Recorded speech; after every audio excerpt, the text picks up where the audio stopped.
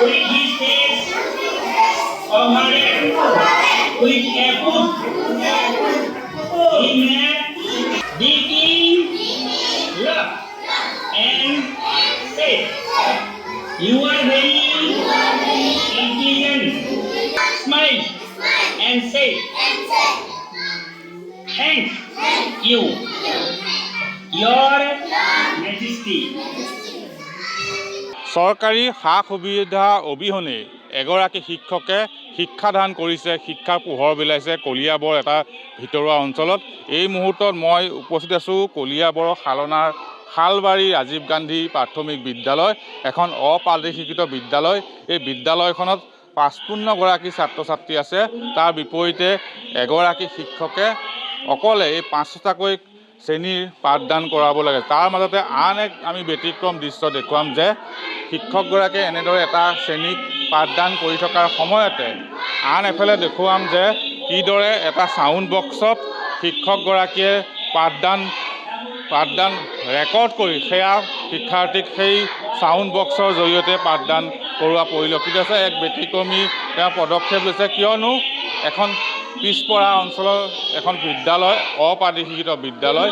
এই বিদ্যালয়খনত মাত্ৰ এজনেই শিক্ষক, আৰু এই শিক্ষকগৰাকীয়ে এনেদৰে দেখুৱাইছোঁ যে এটা ছাউণ্ড বক্সত পাঠদান তেওঁ ৰেকৰ্ড কৰি এইদৰে ছাউণ্ড বক্সৰ জৰিয়তে তেওঁ শিক্ষাৰ্থীক পাঠদান কৰে। আমি সেই দৃশ্য দেখুৱাইছোঁ, এনেদৰে পাঠদান কৰোৱা পৰিলক্ষিত হৈছে।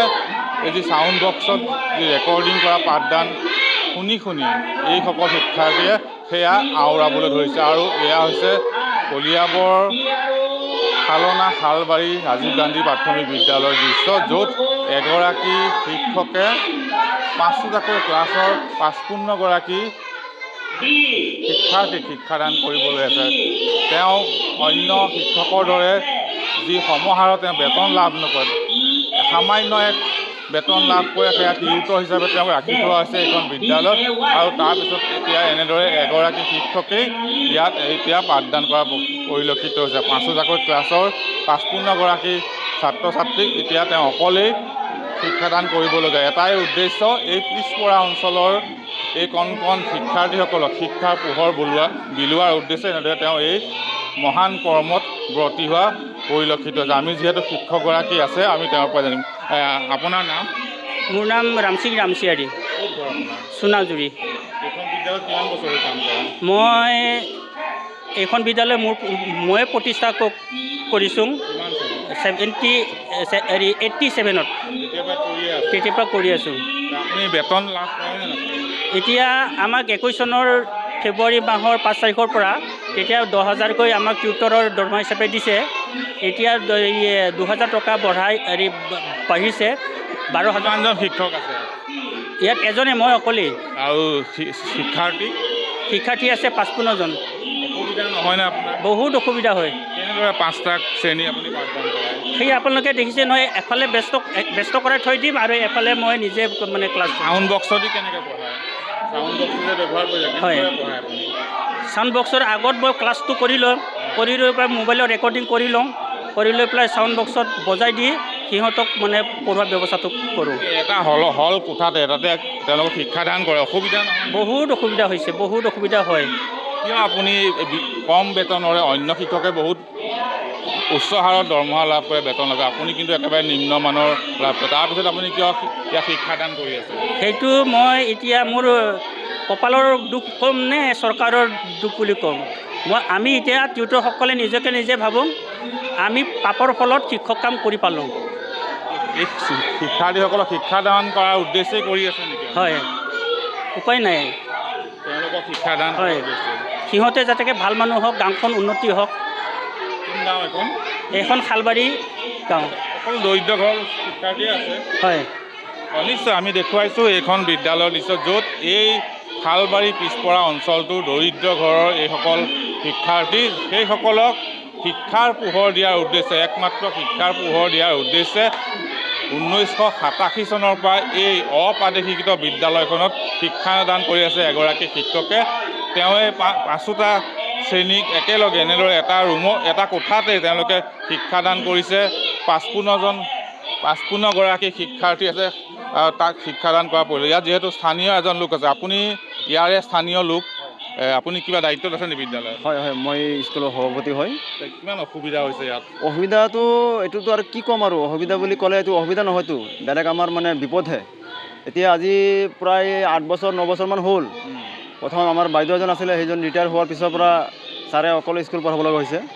ছাৰে কিমান দৰমহা পায় নাপায় তো আমিতো নাজানো, কিন্তু ছাৰে কোৱা মতে 10-12 হাজাৰ কিবা এটা পায়। তাৰ পৰা গাঁৱৰ পৰা কিছুমান শিক্ষক মানে ধৰক এই কিবা হাই ছেকেণ্ডেৰী পাছ, কিবা BA পাছ এনেকৈ মানুহ আনি 2-3 মাহকৈ এনেকৈ ৰাখিছিলে। এতিয়া চবৰ সিহঁততো এনেকৈতো নোপোচায়, সিহঁতেও তাৰ পৰা গুচি গ'ল। এতিয়া ছাৰে আজি 4-5 বছৰ হ'ল অকলে এনেকৈ এই বক্স এটা আনি লৈ এইফালে বক্স লগাই দিয়ে, সেইফালে ক্লাছ কৰে, সেইফালে বক্স লগাই দিয়ে, এইফালে ক্লাছ কৰে, এনেকৈ চলি আছে। কম দৰমহাত একেবাৰে তেওঁ শিক্ষাদান কৰি আছে। কি উদ্দেশ্য আচলতে তেওঁ এই কাম কৰি আছে? ছাৰে আমিও স্কুলৰ পৰা পঢ়া মানুহ, আৰু আমাক এই ছাৰে পঢ়াইছে। আজি কিজানি 60 বছৰ 50 বছৰমান হৈ যাব ছাৰৰ বয়স। আমাৰ দেউতাহঁতেও পঢ়িছে সেইটো ছাৰৰ পৰা। তো ছাৰে মানে কোৱা এই অঞ্চলৰ ৰাইজক শিক্ষাদান কৰাৰ উদ্দেশ্যেই ছাৰ সেই শিক্ষাদান কৰাৰ উদ্দেশ্যে ছাৰে স্কুলটো চলাই আছে। ছাৰে আমাক কৈ আছে সদায় যে কেতিয়াবা না কেতিয়াবা মোৰ কপাল খুলিব বা মোৰ কষ্টটো এনেই নাযায় বুলি, চৰকাৰে আমাক চাব বুলি এনেকৈ কৈ ছাৰে মানে পঢ়া চলাই আছে। আজি 2 বছৰ হ'ল অফিচিয়েলি দৌৰি আছে ছাৰে। আমি কৈছোঁ ছাৰক যে লগত আমাকো লৈ যাওক, লাগিলে ৰাইজকো লৈ যাওক। আমি অফিচত গৈ ক'ম যে আমাৰ এটা শিক্ষকৰ দৰকাৰ। কোনোবা স্কুল এনেকৈ আছে আপোনাৰ স্কুলৰ ল'ৰা ছোৱালী 15জন, তাত শিক্ষক দিছে 6জন। আমাৰ ইয়াত ল'ৰা ছোৱালী হ'ল 55-60জন, আমাৰ শিক্ষক এজন। এইটো আমি চৰকাৰক অনুৰোধ কৰিছোঁ যে অতি পলমে আমাৰ স্কুলত যাতে শিক্ষক দি পিনে আমাৰ ৰাইজক যাতে সন্তুষ্ট কৰে। লগতে বিদ্যালয়খন প্ৰাদেশিকৰণো কৰিব লাগে। বিদ্যালয়খন প্ৰাদেশিকৰণ কৰিব লাগে। আমাৰ এটা হ'ল নাই বিল্ডিঙৰ সুবিধা, না একো সুবিধা। এই আজি 50 বছৰত সেই শৌচালয়হে দিছে। 50 বছৰৰ ভিতৰত আমাৰ স্কুলত একো নাই, খালি শৌচালয় দিছে। আমি চৰকাৰক এইটো আবেদন কৰিম যে আমাৰ স্কুলৰ এই হলটো ধুনীয়াকৈ স্কুলটো বনাই দিব লাগে, আৰু আমাৰ স্কুলত ল'ৰা ছোৱালী চাই পিনি শিক্ষক কেইজন লাগে আমাৰ শিক্ষকটো দিব লাগে, যাতে দি পিনে যে আমাৰ ল'ৰা ছোৱালী যাতে ভালকৈ পঢ়িব পাৰে। আমাৰ সেইটোৱে খোজোঁ, আৰু চৰকাৰৰ পৰা একো নোখোজো। নিশ্চয় এনেদৰে স্থানীয় এই বিদ্যালয়খনৰ যি পৰিচালনা সমিতিৰ সভাপতি তেওঁ উল্লেখ কৰিছে যে দুৰ্বল আন্তঃগাঁথনি হোৱাৰ পিছতো এগৰাকী শিক্ষকে কিদৰে এই অঞ্চলৰ দুখীয়া পৰিয়ালসমূহৰ শিশুসকলক শিক্ষাৰ পোহৰ দিয়াৰ উদ্দেশ্যে এনেদৰে এই শিক্ষকৰ মহান কামত ব্ৰতী হৈছে। সামান্য টিউটৰ হিচাপে যি বেতন লাভ কৰে, সেই বেতন লাভ কৰিয়ে তেওঁ 5টা শ্ৰেণীৰ 55জন শিক্ষাৰ্থীক শিক্ষাদান কৰা এই দৃশ্য এতিয়া সকলোকে দৃষ্টি আকৰ্ষণ কৰিছে। আৰু এয়া হৈছে কলিয়াবৰৰ শালবাৰীৰ ৰাজীৱ গান্ধী প্ৰাথমিক বিদ্যালয়ৰ দৃশ্য।